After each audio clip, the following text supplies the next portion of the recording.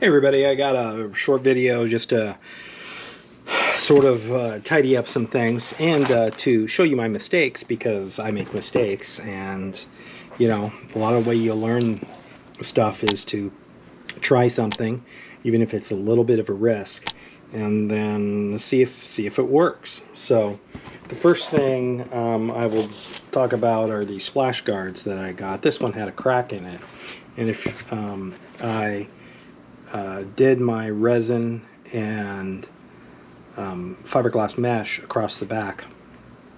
The thing is that on plastic, some plastic, like on this plastic, which I'll show you in a minute because I've got an update on these, it sticks very well. It doesn't peel off, but this one here, just the slightest movement, and it's a different kind of plastic, I think, it didn't hold. So what I ended up doing is I just did a little bit of plastic welding here, and what happens with these splash guards is this comes up and into the wheel well, or the wheel arch, and screws in there, and that's the part I fixed. It was cracked, so the screw will now hold since I plastic welded it instead of use the fiberglass mesh. And then the bottom part here sits on the lower body panel of the wheel arch and bolts in. So this is ready to go. I probably will touch it up with paint, but it's interesting.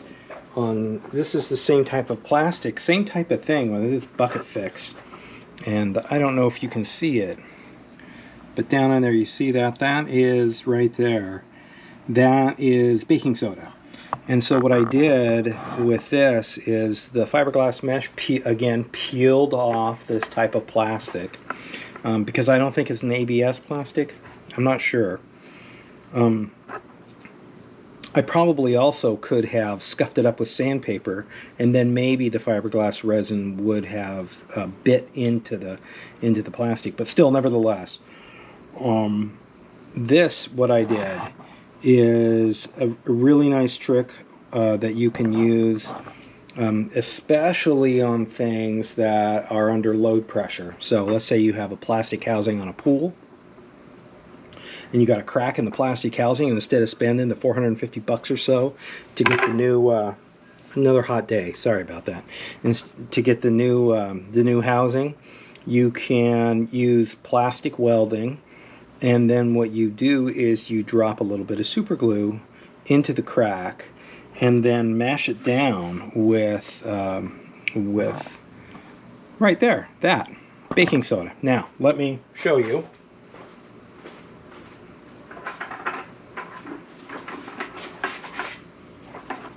The baking soda ends up making, and you can see it here, ends up making, doesn't stick to it really. It'll all come off, and what it leaves behind is the super glue, which ends up being like cement on the plastic. It'll fill any nook and cranny and hole, and it'll... Oh, wouldn't you know it, the dang thing not only fell off its tripod, but it also, the screen that allows me to see myself while I'm holding the doggone camera fell off too. These GoPros suck, man. Where was I?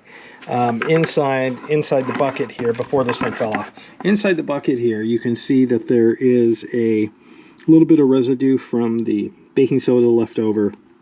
And what it did was it filled in all the cracks, and I sort of tamped it down.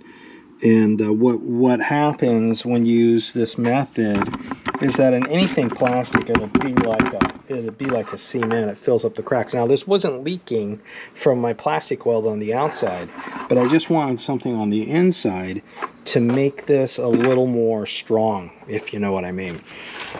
Okay, next thing, tomorrow I'm going to get back at it with the truck. And so here I have my hole drilled. I need to clean up the tab. This is a totally rebuilt tab here. This tab was totally broken off, and you can see the fiberglass mesh on all the stuff I've ever done on some of this ABS plastic. It works really, really well. So I would say that, yeah, I've never really had a failure, not like I did say on this right here.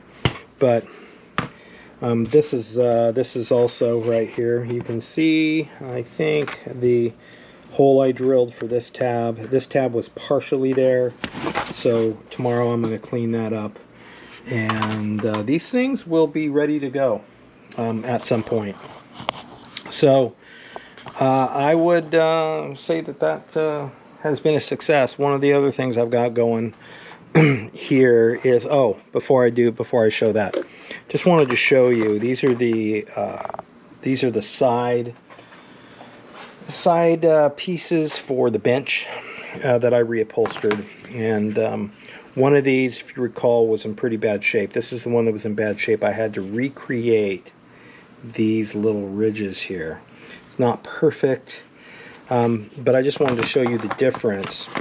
That one of them has been shot with SEM satin black, and the other one has not. So one of them now looks, the one I repaired, this one looks really, really good.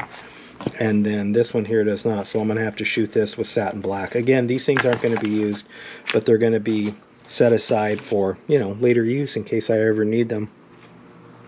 Or to restore some other really 1980 to 1991 any Ford bench from 80 to 91, those things will work on. Next thing, I've been having some issues. Well, I've got a couple issues with the gas tank. The sender off and on works. It works generally speaking, but when it's full sometimes only shows 3/4 of a tank. So I went out and got another one of these, this at the pick. This is a, of course, gas tank spout here. It's going to be cleaned up. But the thing that's really important is my tank is missing one of these babies. This is a breather line. And this breather line goes in through the bottom of the fuel thing here. And it allows the gas tank to breathe while you're pumping gas into it. Otherwise, what happens is, for anybody who knows about these things and has done it back in the day, back in the 60s and 70s, you'll be filling it up and then everything flows out at you and spits at you and gets all over your paint. Not good. So I've got to prep that up just in case I have to drop the tank, because I may have to drop the tank and put a new sender in it. And I've got a new sender coming. A couple of other things that I've got on order coming. One of them is from Raybuck Auto Body. They're great, by the way. They have great replacement parts for vehicles. I've ordered some, not all things from them. Some of my bed lining, some parts for the wheel archers in the rear, and whatnot, metal replacement stuff. They're really good. I can't say anything bad about them. They ship quick, and their shipping is cheap. But of course, they make up for it a little bit that the metal is a little bit more expensive. You kind of have to shop around. So you could buy, say, something at Raybuck, and the price will be a little bit higher on the metal, but you're always going to get good quality from Raybuck. And the shipping will be quite a bit lower than, say, LMC or something like that. So anyway, that's it for now. We got more stuff coming up, putting a battery tender on the truck, and I'm going to mount it in so I don't have to open the hood all the time, and I'll show you how I do that when I get to it. Hopefully this weekend we're going to have rain. It's been blistering hot for a very long time now, and I'm sweating like a pig out here because it's over 105 degrees, probably 94 in the air temp, but once you get the humidity into it and whatnot, the feels like temp is up there into the hundreds. So that's pretty much that for the moment. I'll let you know about some of the things I'm getting when they come in. For example, these right here, these are the straps, the rubber for the gas tank if I drop it. Also got an extra little brass doohickey float here, and then of course brand new straps for the tank, just because I will need them. Usually those things rust out. As far as I know, the tank is in pretty good shape. That's my plastic welder. which I have to put away. Oh, yeah, one more, last thing. It's right here. I'm going to put this on. I've got a little oil leak. I'm not sure where it's coming from. I'm going to get under the truck and show you. But so this is a preview. I'm going to put a T-line on my my oil line because I've got a mechanical oil gauge in there, but my dash oil gauge does not work. And basically I'm going to go with a dual system. Same type of system that I did with the Harley. And the Harley gave me the idea, or really, when I rebuilt the tranny here, right here, I put in a T-fitting thanks to Jersey Customs. That guy was just fabulous. He's going to be sorely missed. He retired. And ran a braided line up to a mechanical oil pressure gauge, which works fabulous. But if I'm riding at night, I can't see it. So I wanted to run, which is this line right here, all the way up to here. I ran the regular wire for the oil Idealite, which is in here.